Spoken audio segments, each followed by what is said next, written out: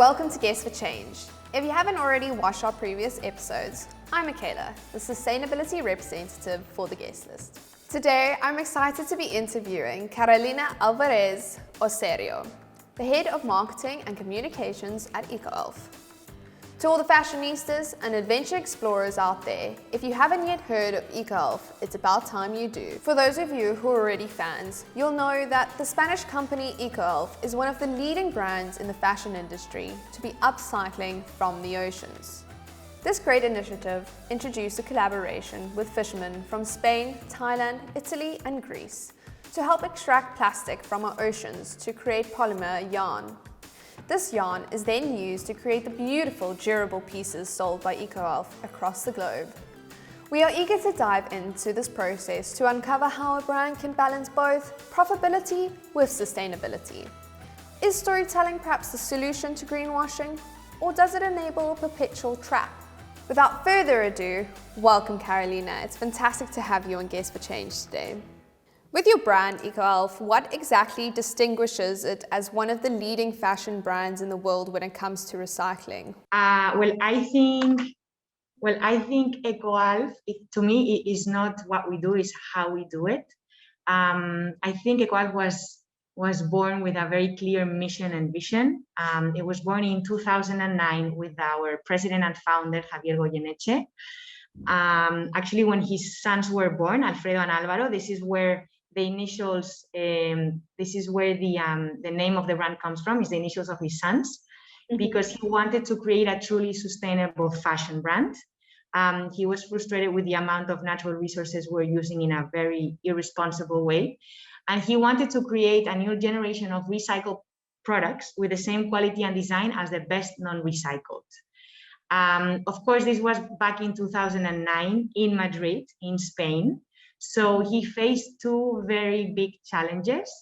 One was the mindset. No, people didn't understand. People thought that recycling was a synonym for bad quality or secondhand or poor design, which is quite the opposite. And I think this is something that Ecoalf'S has done in a very good way. And then the other, which leads into the launch of the brand, was the lack of materials. The materials that he found had a very little amount of recycled fabric, like 3 to 5%. So it's barely nothing. So he had to travel, and he spent around 3 years around the world, meeting different partners and people. And so he found the innovation to transform waste into recycled materials, to be able to create high quality garments. No? So in 2012, we launched Ecoalf'S with the first store in Madrid. And today we have developed over 450 fabrics using waste, such as plastic bottles from the bottom of the ocean with our Upcycling the Oceans project, recycling tires, post-consumer cotton and wool, recycled nylon. So all this waste, no, that some people regard as trash, we see raw materials, we see the value, and with a lot of investment of R&D and innovation, we are able to create these high quality garments that go all the way from kids wear, women, men's, to footwear, accessories, yoga. So to me, it's much more about what we do. It's about how we do it and the impact. No, we always ensure that we have the most minimal impact in terms of CO2 emissions and water consumption. So every season we will measure our impact to ensure that we improve every season, and we explain, no, to our community what does it mean to have a recycled product. No, at the end there is an impact in water and in emissions behind, and for us it's very important not to educate and make the consumer understand what's behind a recycled product. It's such a great initiative, and it just outspurts in all different directions. I love how you're saying it's not a matter of what we're doing, it's how you're doing it, and you kind of pulling taking away the negative connotations perhaps of recycling and bringing it into something more luxurious and showing you how it's actually you're able to do it. So I think it's really become quite a pivotal thing, and Ecoalf'S stands as a brand that positions himself without the rest. But in a world with brand saturation, how does Ecoalf position itself above other brands that might be considered more affordable for different income levels? Well, I think Ecoalf is based on three pillars. Ecoalf is design, is innovation, and then is, of course, sustainability. You know, the whole Ecoalf team is convinced that Earth is facing a critical time, and we need to act now. So we are working to show that the current fashion business model doesn't work. The model of buying every month, buying, throwing is creating a terrible impact in the planet. I think this is something we've seen, and unfortunately during the COVID time, during the pandemic. So for us, it's important to educate on what it means and what the industry is doing, and then focusing on buying less but better. No, less is better, and making sure that what's behind that product that you buy, you understand the composition and the impact it has. So I think for us, it's always been about showing that it's not about that we're going against this business model, no, because this business model doesn't work. And to give you an example, every year we launch a campaign against Black Friday. It's called Recycling Black Friday. And what we try to do is to showcase the impact of the industry, because unfortunately the fashion industry, as you know, it's the second most polluting industry.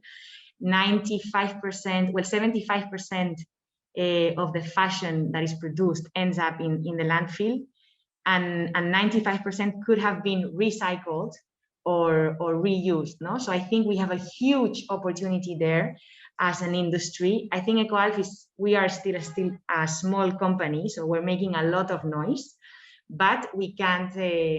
We depend on the big players, no, in the industry to really shift the way the fashion business model is going, and we need to shift it urgently, no, and to shift it now. And I think there is a lot of innovation out there right now that enables the industry and the creativity of the industry to change this and to find a model that has a balance between our needs and the planet's health.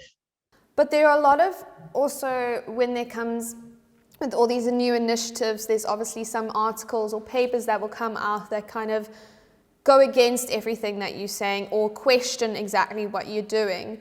So what would you say is the relative environmental impact of recycling clothing compared to other forms of such as sustainability or thrifting or even renting? Because I heard that recently that actually is so much more detrimental because of the cost of traveling and transporting.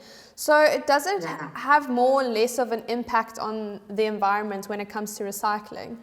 Well, I think everything at the end has an impact, no? So what we try at Ecoalf to do is to make sure it's a minimal impact. And I think at the end, what we all need to do is think of circularity, because it's not just about using a recycled material.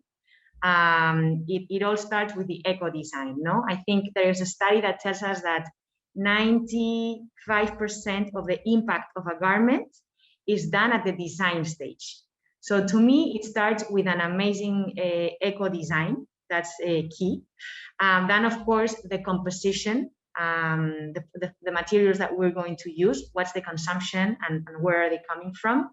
And then ensuring that these materials that we use have the highest quality, because at the end, this is what will extend the life cycle of a garment to the like the most it can, no? Which is the most important part, that you can keep on wearing the same garment over a long period of time. This is why the quality has to be exceptional, has to be a good quality to ensure it has a long life cycle.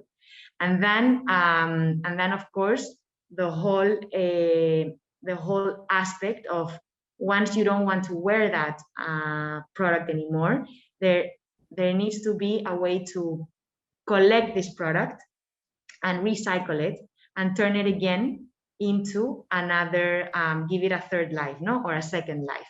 So I think for me, it's about circularity, and of course, everything that goes behind, all the water consumption, all the energy, all the emissions needs to be also monitored to be able to to find ways to reduce this. And then from an Ecoalf standpoint, I think a lot of the times we're called to do circular economy talks, and we always say the same thing, no? And this is the biggest challenge for us. We don't close the loop yet. I think at the moment, as a company, we have three big challenges and big focuses, and closing the loop is one of them. We are working now in introducing a repair program where we actually, well, we repair the products, but we actually also give the service to collect the products that you don't want to use anymore, and we find a way to recycle them and turn them into another life, which to me is at the end is closing the loop and bringing it back into the system again, no? So it has an endless life cycle. So if you would have to explain to someone who just understood what sustainability means, how would you now introduce circularity? What would be your exact definition of circularity? I say to give life, to basically give life continuous life, so that it never ends, no? That it can be then turned, maybe it's not turned into a yarn and then into a product, maybe it's then turned into a different type of material that can be integrated in construction, or can be integrated in the merchandising of our stores. To me, is that it always has another life, and it never fades. I mean, that's the nature of life in itself. It's just kind of mimicking what nature does in itself already. I mean, we've gone on this linear model so long, and it's just not sustainable. And you're right, we have to change our mindsets, and we have to change the way that brands and businesses actually go forward towards their consumers. But sometimes there's this misconception that when starting a business and becoming more sustainable, that it might burn in more costs, and that becomes a bit of a problem for people or actually taking the initiative to start off. So what would you say the steps taken by Ecoalf what have you done to balance sustainability with profitability? Yeah, well, I think actually we are convinced, and we've seen, no, that whenever we take decisions that are good for the planet, they end up being good for the business. So I think, first of all, when you think of sustainability and profitability, you need to think not of the imminent effect, but of the short, long-term aspect. I think that's very important. And I think there needs to be new KPIs integrated in profitability that integrate sustainability, because at the end, for us, it's the 3 Ps, no? It's the people, it's the planet, and it's the profit. And we need to make sure that, well, at the end, for us, at the core, we have the planet. So to give you an example, I think back in 2015, we were producing fleece, and fleece was one of our top 5 bestsellers. And when we found out that fleece is one of the main microfilament polluters, fabric material, we stopped producing fleece, and we've never again integrated or incorporated fleece in Ecoalf. If there is a way for us to incorporate it differently, we will, but we don't want to have any type of materials or formulas, no, that go against our philosophy or that harm the planet. So for us, that's something that we know that we need to respect, and it's always at the core of the business. And then again, we became B Corp back in 2018, and I think that's also a great. It's much more than a certification. It's measuring the company across every angle, across how we work with all the partners and how we do things. And it's using business as a force for good, no? So we don't, it's basically certifying companies that don't want to be the best companies in the world, but want to be the best companies for the world.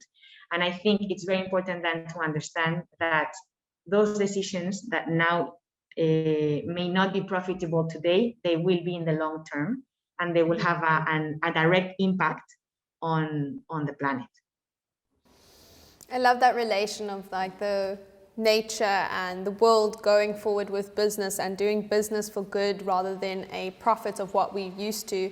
Because our previous guests have mentioned you just have to basically change your understanding of what does success mean. It doesn't mean profitability per se.